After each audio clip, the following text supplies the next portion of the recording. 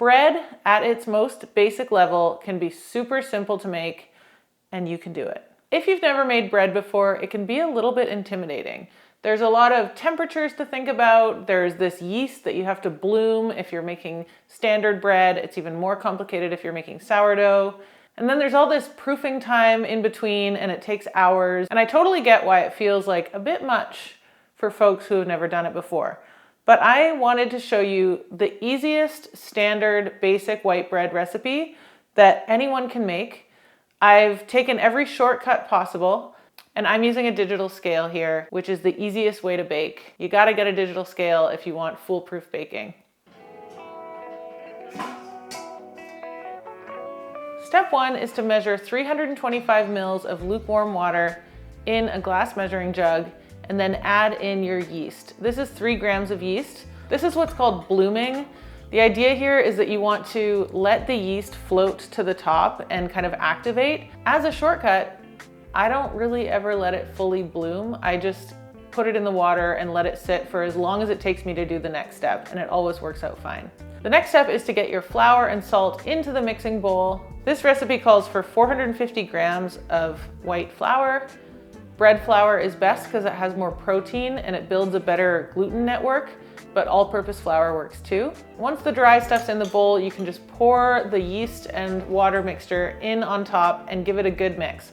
I like to start with something like a spoon or a fork just to kind of bring the mixture together, and then get in there with your clean hands. And I don't tend to knead for very long. A lot of people will say you have to knead for like 10 straight minutes. I never do that, and it's always okay.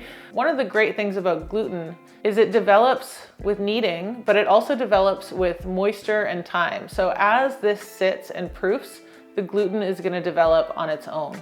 I like to bring this together and knead it for maybe 2 minutes tops. And if it feels a bit sticky and it's sticking to my hands, I don't add more flour at this point. I actually just wet my hands, and it gets a lot easier to knead. Once this is kneaded, I just put it back in the bowl. I don't put oil on it or anything. I just put it right back in that same bowl that I used to mix it in, and I pop a lid on it. Usually I just use a pot lid. A tea towel works here too, but I prefer a pot lid or a plate because it completely blocks out the air. Tea towel, sometimes your surface of your dough can dry out just because there's air that flows through a tea towel. At this point, I just want to let it rise for about an hour. Usually that's how long it takes to double in size. You'll know that it's ready to shape when you stick a floured finger into the dough and it leaves an imprint, and the dough isn't bouncing back. Dump it out onto a floured surface. A pastry scraper or a bench scraper comes in really handy here to get the dough out of the bowl. And then I just shape it into a loaf. So I usually just fold the sides in and then kind of roll the dough up into like a little roll, and then just kind of like shuggle it around with my hands until it looks like a general loaf shape. You kind of want to stretch the dough over itself a little bit while you're shaping so that you can end up with a really nice smooth side. That's going to end up being the top of the loaf. To coat the loaf, I actually just dump the whole loaf into my flour bucket and just toss it around until it's nice and coated, tap off the extra flour, and then pop the whole thing in the loaf pan with the smooth side of the dough up. Once the floured shaped loaf is in the loaf pan, now I cover it with a tea towel because the lid doesn't fit, and then I let it proof for another hour or until it looks quite puffy. These are the moments where it feels really scary and fussy because you're like, how long does it need to proof? I don't know if it's overproofed or underproofed. It's okay if your loaf is a little bit underproofed or a little bit overproofed. You'll get better at bread making over time as you kind of get the feel for it. The goal here is not to have the world's most perfect loaf. It's to just have a pretty good loaf of bread that you made yourself. At this point, I'm going to preheat my oven to 425 degrees and then pop the loaf in on a middle rack.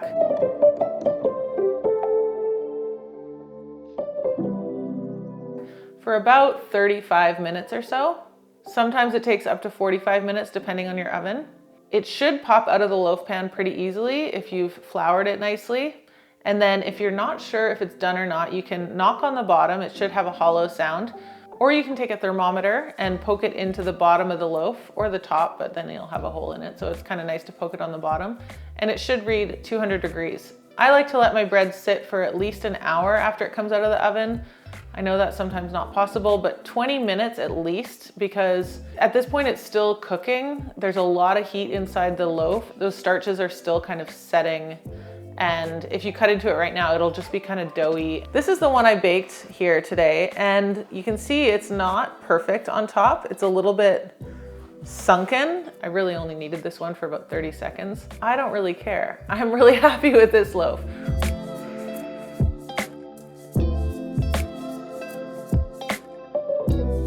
And while we're on the topic of baking bread, I might as well share a little tip about slicing bread.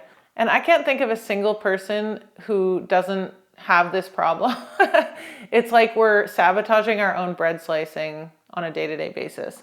So when you go to slice some bread, you have to stand up straight and you have to cut straight down. That's the tip. I know it sounds stupid, but watch anyone slice bread and I promise you they're gonna go like this and get down like this, and they're all sideways.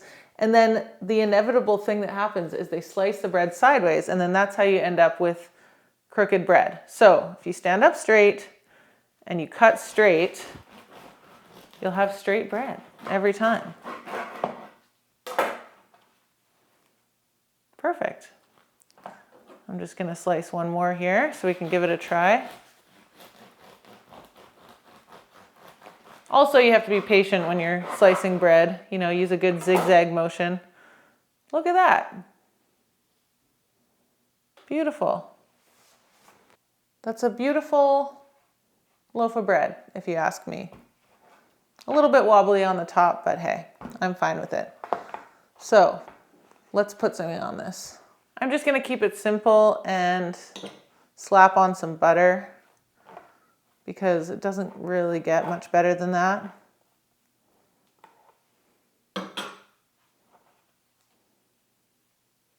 Cheers. I have no complaints about that.